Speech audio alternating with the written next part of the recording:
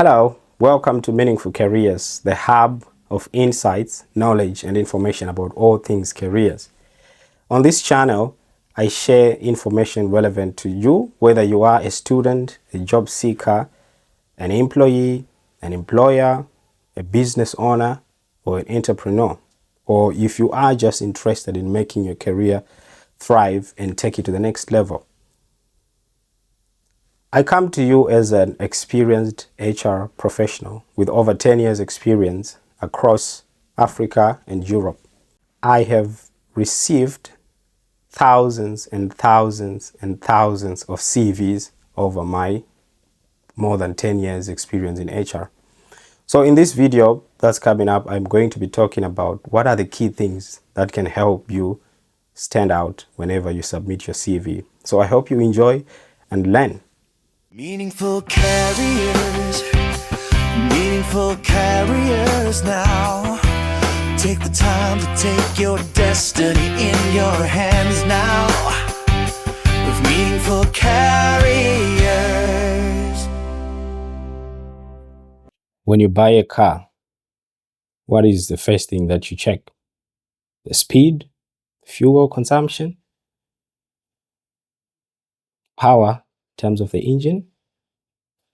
Well, what about when you buy a phone? What are the things that you check? The battery life, the storage, the camera, isn't it? And then when you want to buy clothes, what are you looking for? If the clothes suit you well, right? Yeah, so recruiters do the same when they are looking at your CVs. So today I'm going to talk you through how do you get the recruiter's attention by making your CV stand out, right? I'm going to use simple and very basic examples, real life ones that will make you relate. Say that you are interested in cars, phones, or clothes.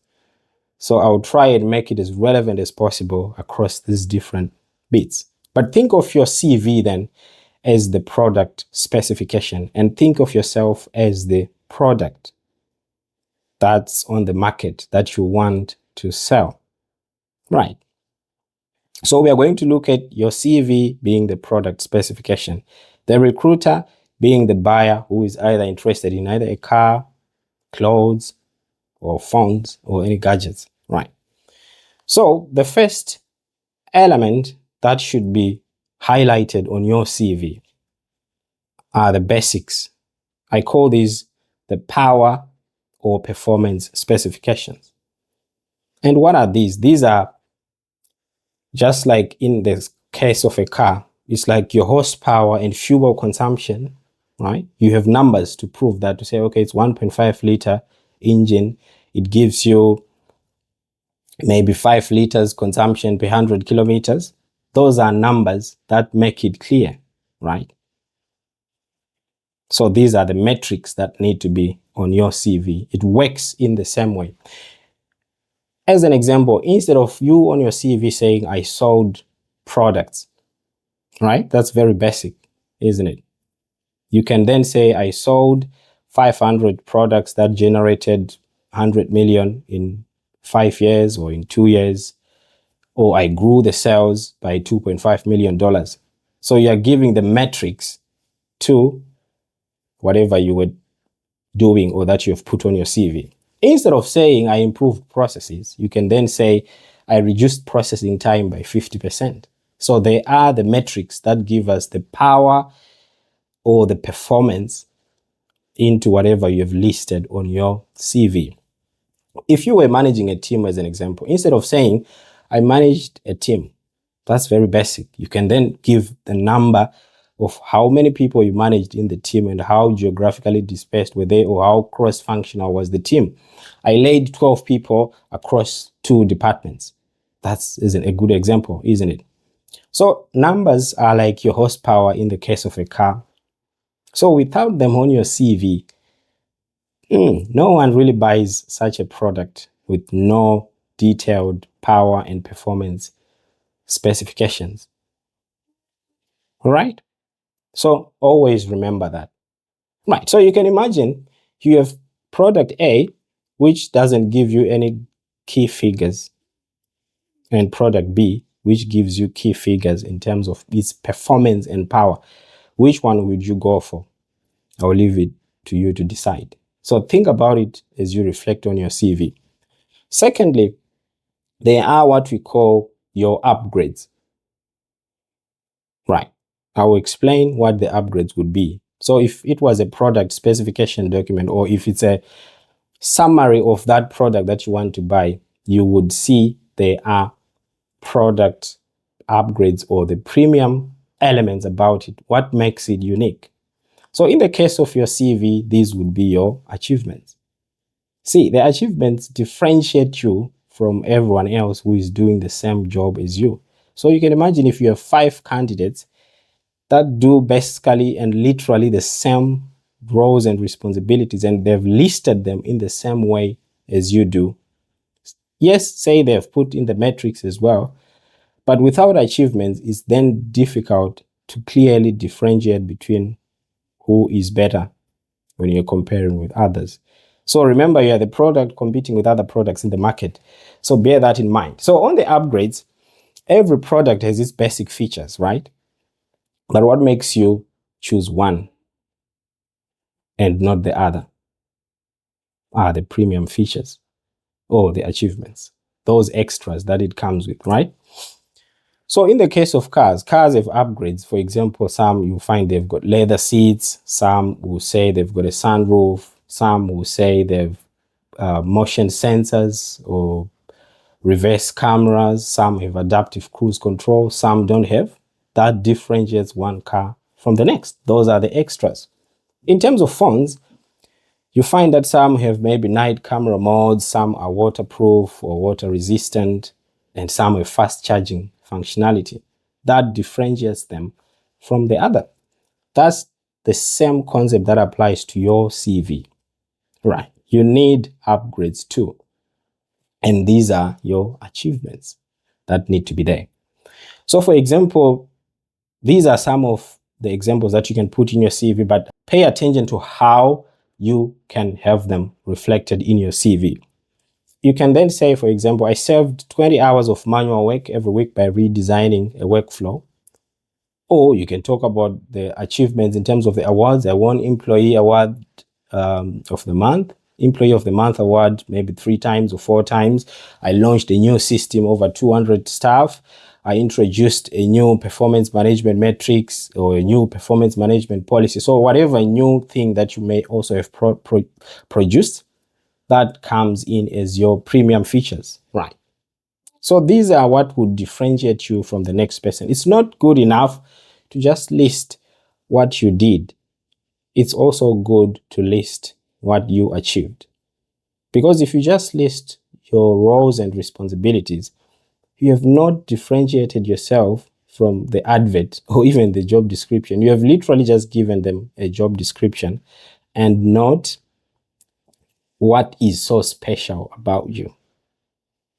Okay? Right, so let's move on. Let's talk about how your CV looks and feel. Remember, we said your CV is more like your product specification or maybe the user manual now. So think of it like a user manual of your phone or your gadget. You agree with me? The easier it is to read, the more you are likely to go through it and the more you are likely to select that product, because you can easily interpret it, isn't it? To say, okay, it says this about the battery, it says this about the camera, I can find camera information here, I can find performance information here, I can find battery information here, I can find, if it's about the car, I can find fuel consumption information here. If it's about clothes, I can find those little tags that show things around the washing machines, etc., the washing conditions, and so forth. So how easy it is for you to locate the information about the product. Chances are you're likely to get that product easily. So you can imagine going in a shop, you struggle to locate, the size tags on clothes to try and find, okay, where is it? Is it medium? Is it large? Is it small? It's all over the place and you can't find it. You are likely to move away from picking that piece, right? and you move on to the next one, which is clearly articulated. Right. So the look and feel of the CV should be very organized. So let me talk you through just a few highlights of what should be in the CV in terms of the sections. I won't go into much detail. If you need further detail in terms of that, get in touch, then we can always look into your case by case. All right, so the first thing that needs to be there on the CV, your contact details. Remember, we need to get in touch with you, or the recruiter needs to get in touch with you once they receive your CV. But there is an issue around the depth of the content that you put in. In this day and age, personal data is money or is key. So you don't want to give it all away there because it may be used for the wrong reasons if your CV lands itself in the wrong hands. So you just need the basic contact information that's key. So what are the examples then here? One is your name, your phone number, your email address, your LinkedIn link if you've got one, and your location in terms of just the city and the country. You no longer need to put in your home address on the CV. You don't need to put your national ID number on the CV. You don't need to put your driver's license number on your CV. You don't need to put your passport number on your CV. Why? Because these are personal data and you don't need to go all the way risking it all out, because the purpose of these contact details is to contact you. So you don't need everything unless you want people to visit you at your house, which I highly believe it's not the case, isn't it? So that's one, contact details. Second is a short summary about you or a summary about this product. So you can think of it like maybe your unique selling point or a high level value proposition to say, this is what I'm about in terms of my career. This is what I bring and this is me, right? It's just a summary, a few lines that the recruiter or whoever is going through your CV can just quickly scan through to get a sense of who you are. The third thing are your skills. My favorite. Remember the skills. You have your hard skills, you have your soft skills. And remember we said not all skills are the same. And if you want to watch about skills, check out my channel and see the other videos about skills where I spoke about skills, right? But you need to bring the skills that are relevant to the job.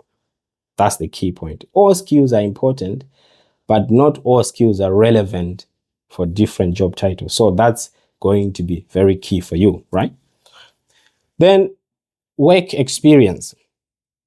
Your work experience, it's very important to tell us your job titles, your previous company and the employment dates, together with now your bullet points around your power and performance metrics and your key achievements. Right. This is going to be key in terms of giving us the context of how well you performed. That is the power and performance in the previous job or your current job. And then the extras or the upgrades, which are your key achievements. Right. So this needs to be key. And remember to list this. You start off with the current or the most recent job and you go to the ones that came before that. All right. That's on the work experience. Then you have optionals, extras that you can also add in your CV to just help, make your case and help you stand out more compared to other candidates or competition, as in our case. Your certifications, your languages, awards, projects, and any volunteer work. These give us an insight into what other skills you may have or what is this person all about and your other interests as well. Yeah. And you need to keep your CV clean. Remember, we said it needs to be easy to scan through. That is the key point there. Use simple fonts like maybe Arial or Calibri, good spacing. And you start your bullet points with action words like led, improved, designed, and so forth. And just about the font and so forth, remember, nowadays, because of technology, we have applicant tracking systems that need to read through these. Or if it's an individual that's literally going through your CV. Some may have accessibility issues. So the simpler your CV is, the better to meet the accessibility requirements of different users who are going to look through your product specification, i.e. your CV, right? So a clean CV is like a clean user manual. It's easy to trust, isn't it? Yeah, so bear that in mind, as you can have the best detail in your CV, but if it's not easy to navigate, you may then lose out. All right? Okay, let's move on with our product specification, which is your CV. We want to talk about the market fit, which is the final thing here. So think of your CV like a tailored outfit or suit, right? It looks best when it fits the person who is wearing it. So even if you go to buy, you want something that fits you well, isn't it?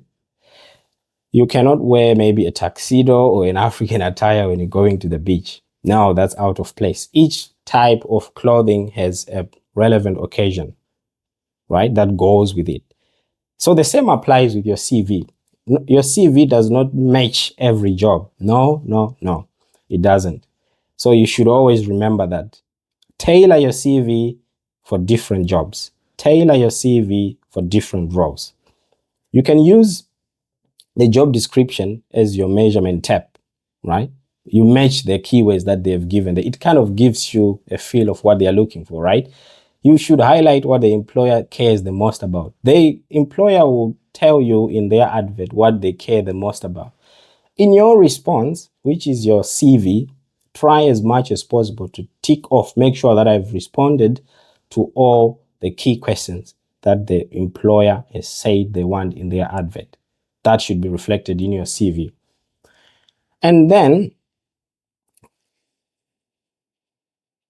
it's important to make sure that you have the right skills articulated. I'll talk about skills again because that's where many people then miss it. Roles differ in terms of what the skills or what they are looking for, right? So if it's a leadership role, you obviously want to emphasize more on your management skills. If it's a technical role, you want to emphasize more on your skills around the tools and systems. If it's a customer-facing role, it's a no-brainer. You want to emphasize more on your customer services skills and strengths, isn't it? So that's very key to bear in mind. And remember, there is the 7-second rule. Recruiters skim fast when they're going through CVs. You can imagine you get thousands and thousands and thousands of CVs. You need to skim fast. So it's just like glancing at clothes on a rack in the shop. So you move with speed, see whatever gets your attention. So you need to put your best specs at the top on your CV so that when the recruiter goes through, they quickly get your attention. All right. So remember this, your CV is your product specification sheet, and you are the product. Show your power or performance with the numbers and the metrics. Show your extras and premiums with your key achievements. Make it clean and easy to read and tailor it so that it fits the job perfectly. All right, that's how you stand out and that's how you get chosen. If this video resonated with you or if it caught your attention and you are like, okay, I really want to get a deep dive into my CV, do a proper professional analysis of my CV with your guidance, then I'm here. Feel free, get in touch, send me an email at info@meaningfulcareers.co.uk or recruitment@meaningfulcareers.co.uk. Get in touch, then we can discuss and help each other.